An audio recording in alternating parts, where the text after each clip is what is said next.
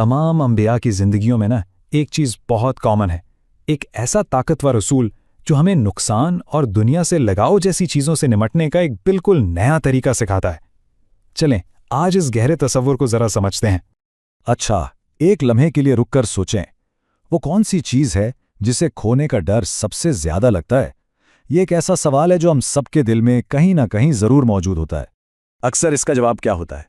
वही चीजें जो हमारी जिंदगी को माने देती हैं, हमारी सेहत, हमारे घर वाले, हमारे बच्चे, हमारी आज़ादी और इज्जत, फिर हमारी मेहनत से कमाई हुई दौलत, हमारा स्टेटस और हाँ, हमारे घर का सुकून और हिफाजत।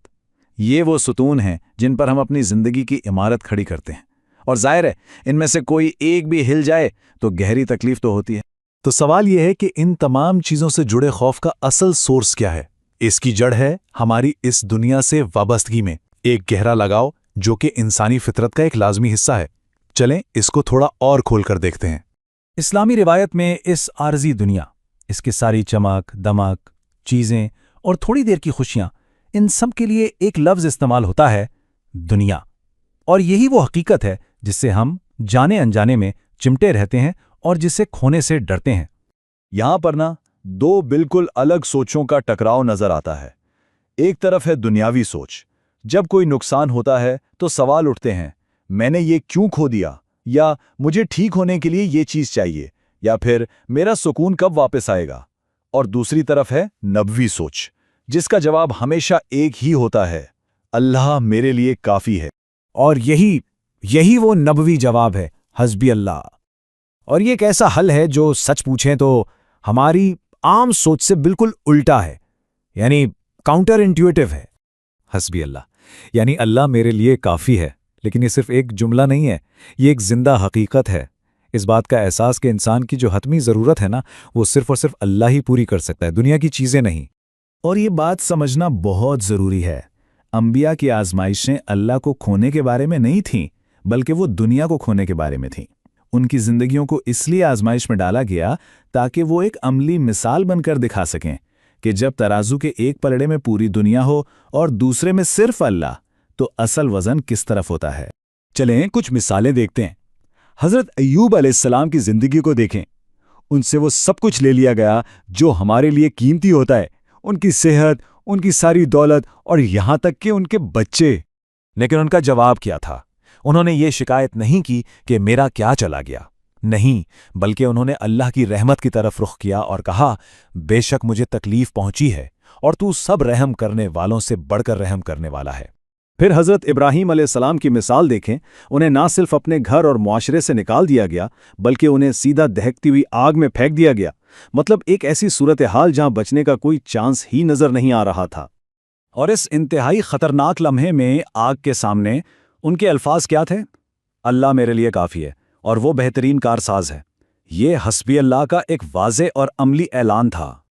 और फिर नबी अकरम सल्लल्लाहु अलैहि वसल्लम की मिसाल है, जिनकी तो पूरी ज़िंदगी इस उसूल की एक अमली तफसीर है।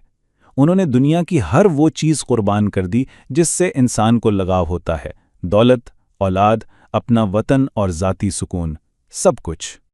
और इनकी दुआ वो तो इस तसव्वुर की बुलंद तरीन शक्ल को जाहिर करती है, अगर तू मुझसे नाराज नहीं है तो मुझे किसी और बात की कोई परवाह नहीं। मतलब साफ है, सिर्फ अल्लाह की रजा ही अहमियत रखती है, बाकी सब कुछ सानवी है। अब एक ऐसी केस स्टडी देखते हैं जो इस पूरे तसव्वुर को एक शानदार कहानी की शक्ल में हमारे सामने लाती है। असहाबे काफ यानी गार वाले नौजवान, इनकी कहानी को समझने के लिए ना एक इस्तारा इस्तेमाल करते हैं।